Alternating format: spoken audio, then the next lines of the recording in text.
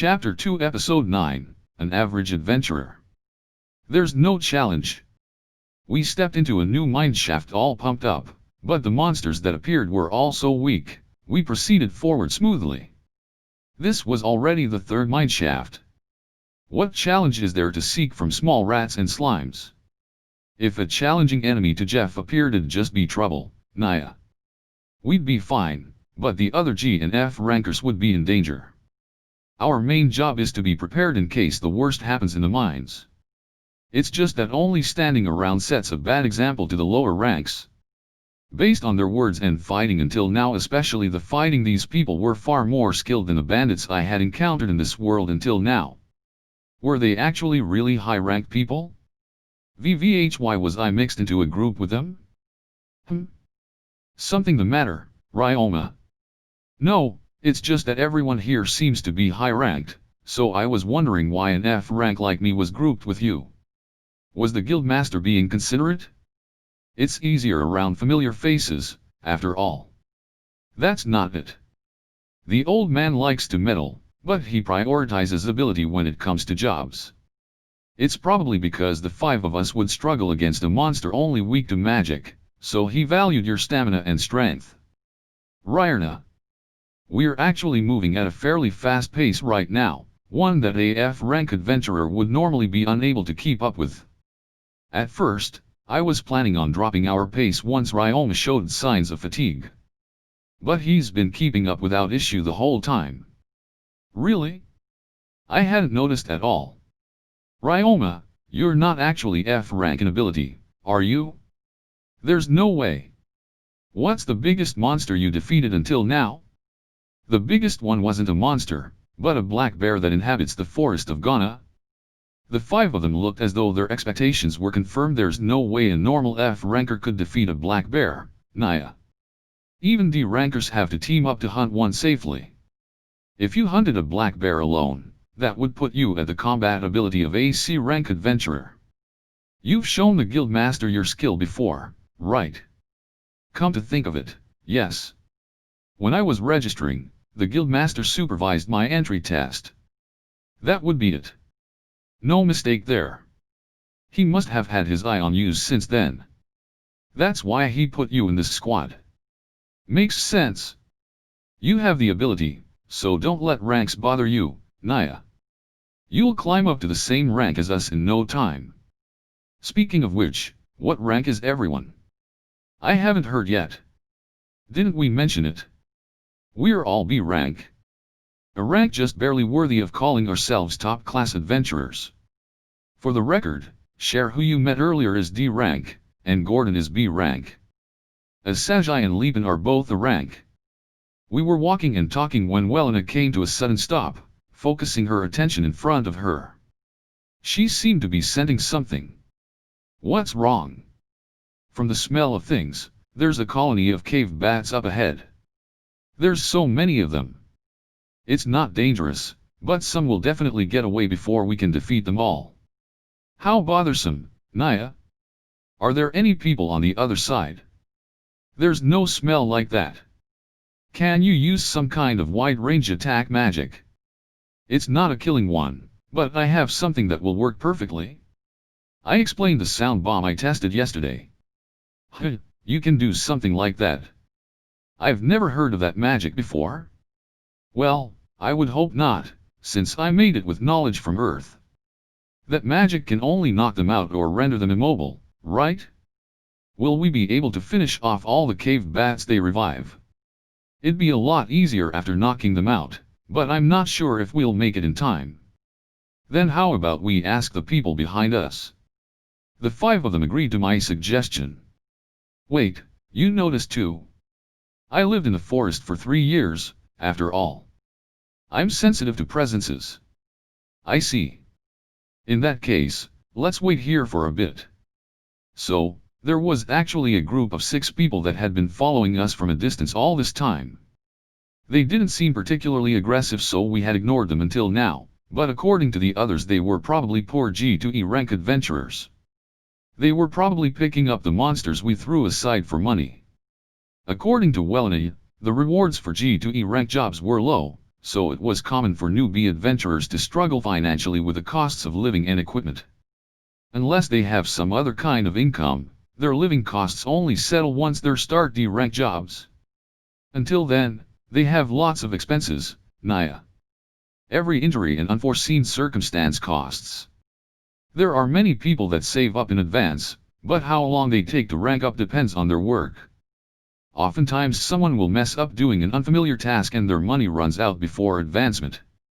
In exchange, once you can complete D-rank requests steadily, you should be able to receive enough money to compensate for those expenses, while C rank would bring about a comfortable lifestyle. That was how Mia bought her home, too.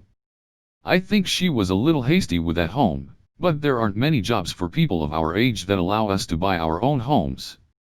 It's a clear example of how some adventurer jobs are high risk, high return. Like Celia had said, Mia still looked to be in her early 20s. I don't know how many years it's been since she bought her house, but she was about the age of a university student in Japan. To buy her own house with money she earned working at that age. It was actually quite amazing. Hell, I myself only lived in a rundown apartment up until my death. Though I couldn't complain about it. At B rank and above, all the jobs become dangerous and fewer in number, but the rewards rocket up. As long as you don't spend recklessly or slack off, you won't have an issue with money.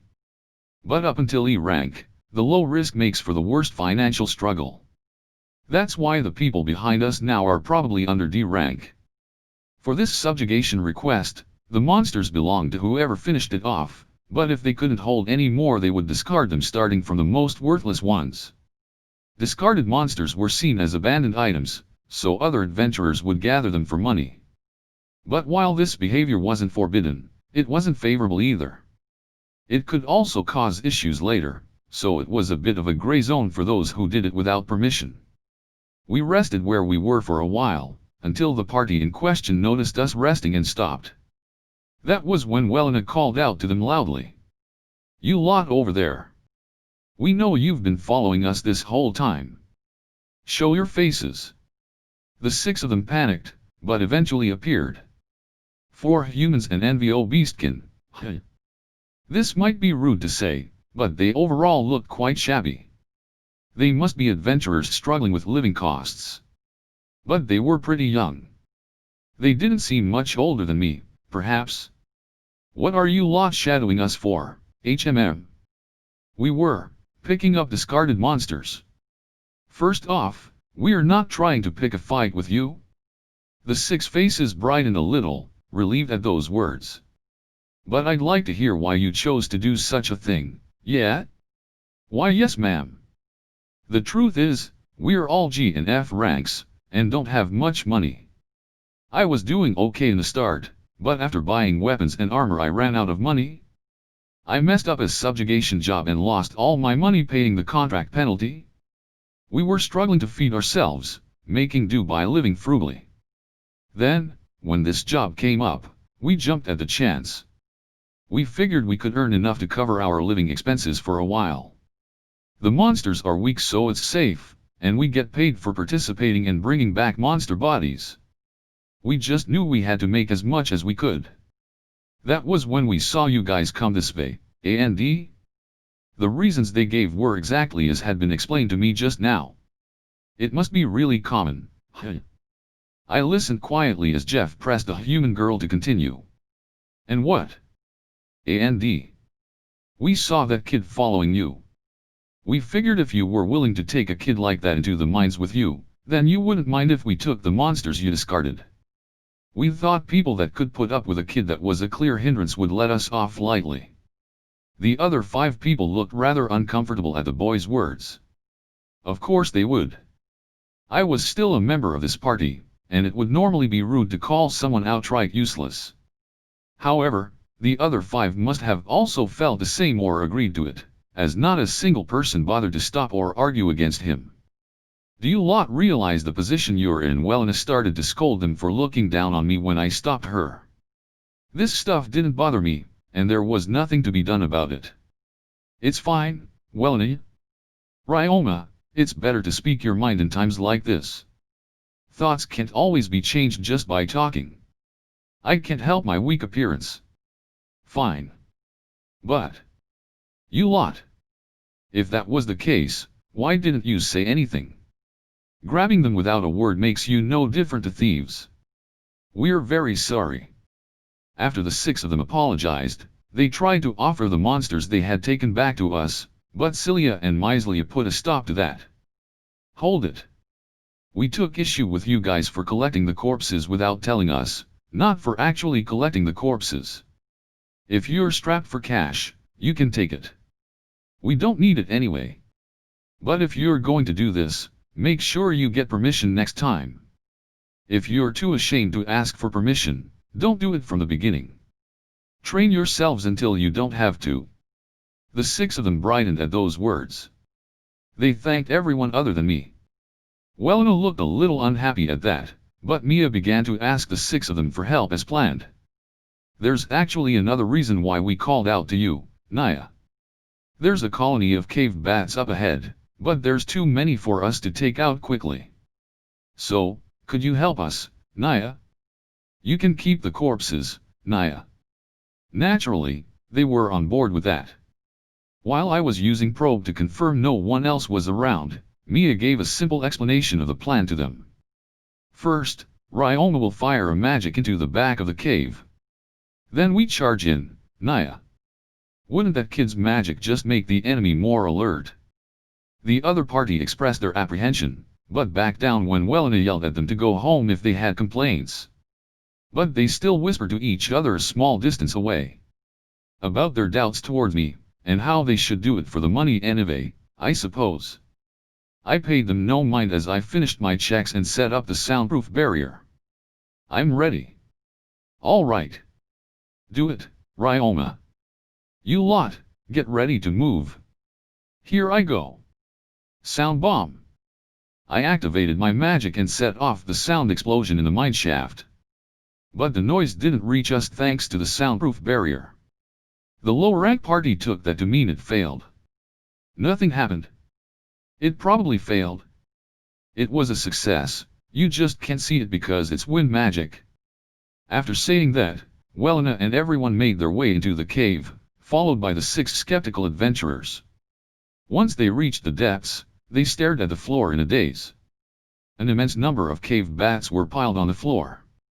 They are only knocked out, so please split up and finish them off quickly, I said as I got straight to work. After we finished off all the cave bats, we realized that we were at the end of the mineshaft and exited, leaving the other party behind us. They could at least clean up the rest, since that would benefit them more. But that was when Welena asked me, Ryoma, was it really okay not to say anything to them? I believe I showed enough with that single spell. If they can't accept the truth with that, speaking would have been a waste of time. That may be true.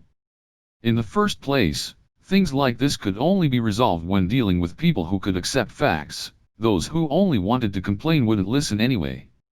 Even if they were the latter type, I could just avoid associating with them in the future. Changing someone was a feat that took time and effort if it worked at all. Those that didn't change would never do so, no matter how much time passed. You simply had to be prepared to cut those people out, in my opinion.